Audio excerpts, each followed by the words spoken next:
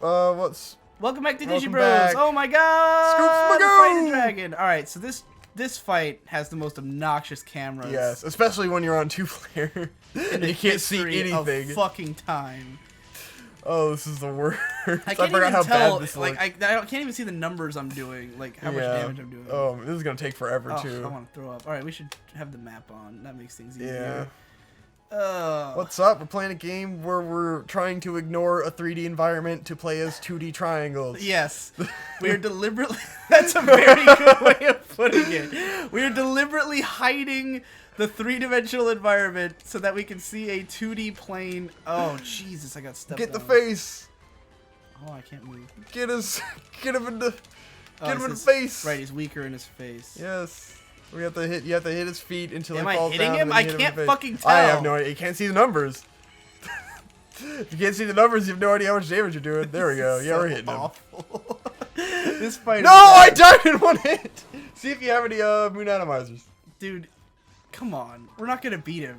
We're under-leveled still. Don't be so negative. Oh, I hope I put all my money back in the bank. That's it. Oh, I really hope I put my money back in the bank. I only went in here because I didn't have any money, so... Get us out of here!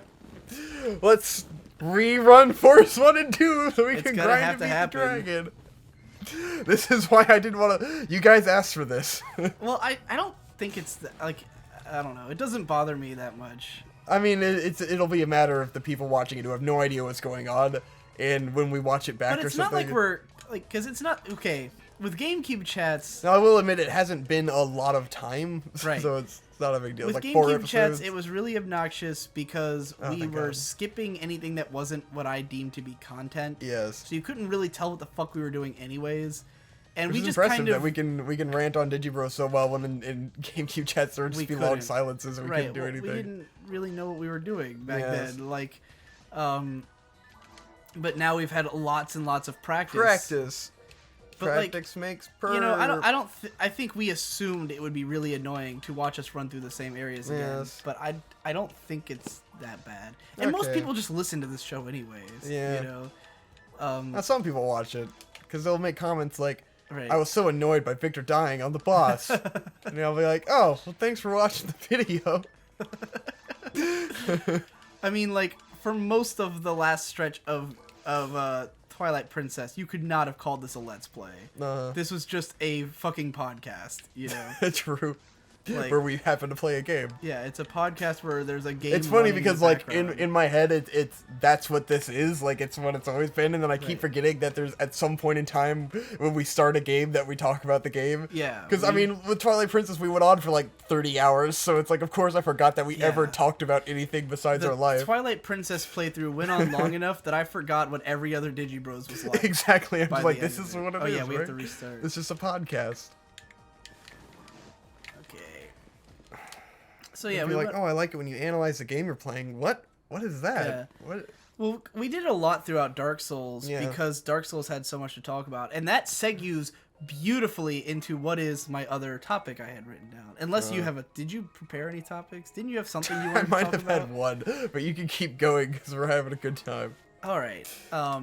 This is the topic I was more interested in discussing on this show, and it pertains directly to Dark Souls.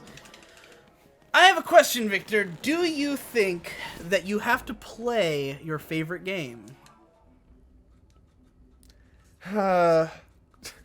Sure. Whatever, man. You think yes? Are you just trying to say that your favorite game is Dark Souls even though you can't play it? Kind of. I guess you could have, your favorite game. Well, yes.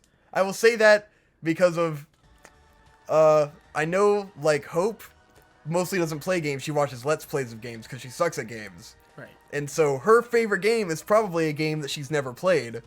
I'm not sure. I don't think I've ever asked her You what her said favorite yes, game but is. what I asked was, do you have to play your favorite game? Well, then the answer would be no. Okay. You don't have to play your favorite game for it to be your favorite game because you could have watched a Let's Play and appreciated the game for its story or aesthetic or whatever without ever playing it. That is precisely where I'm going with this. Yes, I can tell. And I think a lot of people will people will make this sound like a newfangled thing. Yes. If this was Idea Channel, I'd be like, these days with Let's Plays, everything's different. I don't think it's different. Because when I was a kid, my favorite game was Ocarina of Time, which I did not beat until 2012. Yes. You watched me and Boyd play it. Yeah, because I watched Boyd play it, and the story blew me away, because I'd never seen a game with a story before. Yes. I've talked about this on the show. But yeah, it was like my favorite game, based on that. I never beat it, though. And, you know, when we were doing Dark Souls, I came to terms with the idea that I was never going to beat the game. Yes. Because I'm just bad at it. And it's not fun for me to suck at a game until I get good at it. It's just not something I enjoy doing.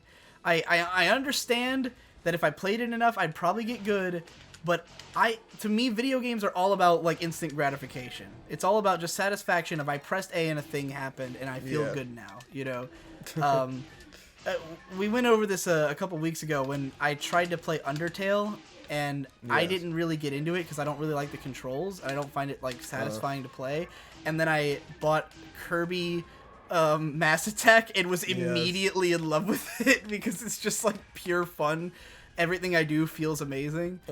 So what got me back on this train of thought is that I had with Dark Souls, I came to terms with the idea that I was never going to beat it, and I decided that means I shouldn't put it in my favorite games list because I'm never going to beat it. But then I was watching Matthew Matosis's newly released 6.5 hour long Dark Souls commentary. Yes. And I'm just coming to terms with, like, I deeply, deeply love this game. Yes. I love everything about Dark Souls. I think the mechanics are perfect. I think the level design is almost perfect. There's only a couple, like, okay, Lost Izalith sucks. Yes. Like, there's no two ways about that. Tomb of the Giants isn't amazing. Lost Izalith is like the last 2 episodes of Evangelion. Like, there was probably a good idea there, and they ran out of budget, and they didn't get to do it. That's a great way of putting it. Lost Izalith sucks. Tomb of the Giants is kind of because it's like, the gimmick is cool, but Jesus, man, a whole level of that. Yeah. It's really short too, and you can't. Everything is hard, so you just skip everything, and you don't feel like it was a level at all. I'd say those two are the worst levels in general. Lost Izalith obviously is the absolute worst, and Bed of Chaos is a shit boss that I don't think Bed of Chaos was a bad idea. I just think it was executed badly. Yeah. It's way too ezy to die too unexpectedly, and it feels like shit. Go watch me lose against it. Yeah. On Digi Bros. And Matt Matosis railed on it. He was like, "This is the worst thing that's ever happened in this game. Like, this is fucking garbage. This is bullshit." You know. But other than those things, there's just nothing I don't love about the game. I love the story. I love the characters. I love the environments. I love the art design. I love the mechanics. And, like, you know, I wasn't one of these people who only came on board for Souls with Dark Souls. Yeah. Like, because we've talked about this before, but us and our friends were hyped for Demon Souls. You know, Don-san was huge into Demon Souls. You guys all played it. I watched you guys played it, and I did love the aesthetic of it and everything.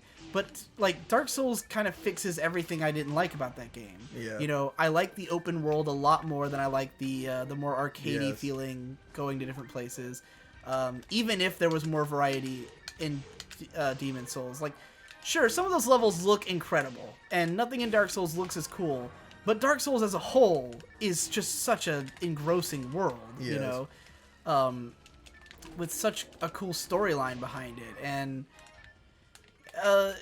I love the Estus Flask mechanic. I think is fucking genius. I think that's the smartest healing system I've ever heard of in a game. And yet they just want to get rid of it. Yeah, I don't. They hate it. And what really reinforced all this for me is that in the time leading up to this, Yahtzee and his friend Gabriel have been playing Dark Souls 2 on their channel Let's Drown Out. They're doing the whole fucking game, and it's a bunch of hour-long videos. And, like, I hate that game. Yeah. I straight up, like, I think because, like, everyone else I know who played it, you know, everyone has criticism of it, and Matthew Matosis made, like, the ultimate 45-minute video about all the problems with it. Everyone agreed with it, but most people still think it's a pretty good game. Yeah. You know, people like it because... For my impression of it was the best game that came out that year, even though it sucked. Right. Like, people enjoyed it because on the basic level, Dark Souls is fun to play. Yes. But I hate the aesthetic. Yeah, it's kind hate of weird. the level designs. The level designs are fucking garbage. Yes. The whole level with the big stone dudes on the fucking bridges is shit. The poison level is fucking bullshit. It's so Where it's like, annoying. oh, I have to run through the poison, then God, run that's back, annoying. run through the poison, run back, you know. The only time that level has ever been used for anything good is Jesse Wood put out a video the other day on his Blue Glow channel that you definitely need to watch. It's 13 minutes long. He created a character named Anita Solkezian. Oh no. And all of her stuff is based around toxic, where she has like a really high resistance to toxicity because of the toxic environment of the internet that she has to deal with. Why? And he plays just that level as Anita Solkezian. It's pretty genius and hilarious. That's the only good thing that level has ever been used for. It's phenomenal. Everybody should watch that. Oh my god. I laughed so hard through the whole thing. But yeah. Otherwise, I hate that level. I hate that game. I hate everything they did to the mechanics. Why did they change? Why did they make it so every enemy has a fucking lock-on attack that fucking swings all the way around its asshole, completely breaks immersion, because all you see is the computer fucking you. Yes. That's it. You look at a character, raise its sword, and then pivot 360 on its fucking heel to hit you, to do some big fucking swing attack, and you're like, all I can see is a system that's trying to be, oh, look how hard I am! Yeah. Ooh, That's the whole so game. hard! Just like, look at it. Oh, I'm hard. Like, oh, you gotta get through poison. Isn't that hard? No, that's just very tedious. You're just making me hate being alive. It's fucking disgusting. I hate every single part of the game. There's not anything I like about it. It's shit. What was the point you're making? That You just started going on a rant about Dark realizing Souls this 2. about Dark Souls 2 made me realize how much I love Dark Souls 1 when I was watching Matthew Matos's video and being like, I love everything, you know? It's like, I think it's almost funny that with games you're expected to sort of beat it to love it, you know? Even though if you're just appreciating it as a work of art, you don't need like you can interact with art in any way that you see fit.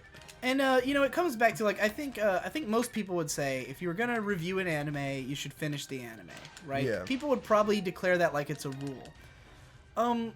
But at the same time, some shows I feel like if you really want to talk about it, you should see it 8 times. You know? So then this raises a question. How far do you have to go before you're allowed to love something? Yeah. You know, like, am I okay? Is it alright for me to completely love Serial Experiments Lane if I only watch it once and I don't understand it? Yes. You know, like, or I think I understand it, but maybe I don't all the way. You know, is it still allowed to be my favorite show? Or, you know, even if there are some shows that I have considered to be favorites within a few episodes. Yes. Like when I first watched Steins Gate, like by episode 4, I was like, this is one of my favorite anime. Yeah. You know, and there's some shows that I hold in very high regard that I still haven't finished after years. I love Heartcatch Precure, and I've only seen like 20 episodes of it out of 50. But then, kind of, what's the difference in like say your favorite anime is an anime you haven't finished, and then another guy's favorite anime is a show that is a long-running manga that only had 1 season, and so neither of you have finished the plot of the show. Right. But one guy has finished all of the episodes that are out, even though they might not ever finish it. Actually you know. Finish it. Yeah, that's another. Like, it's kind of like Berserk will never end. Still my favorite manga. Almost everyone considers it's not a Berserk complete their favorite story, manga, you know. But it's not over. But it's just like the idea of Berserk is what I love about Berserk. It's sort of like people, at some point, people make a mental compromise where they say, well, there's a win state, and therefore it's easy to make a clarification. You know, like, anime show has 12 episodes. I feel as though watching those 12 episodes is a very clear demarcation that I'm done. You know? With a video game, beating the game feels like a clear demarcation, but you'll always have those people who say, oh, you didn't play New Game Plus? How am I supposed to take your opinion serious? Like, you didn't get 100%? Right, you know? well, like, you have a game like Nier, where if you want the full story of Nier, you have to beat it 4 times. Yeah. Like, and it does drastically change the story. So, like, and I've brought this up before with how, like, I think most internet reviews or reviews, like magazine reviews and stuff, are not from the perspective that most fans will have.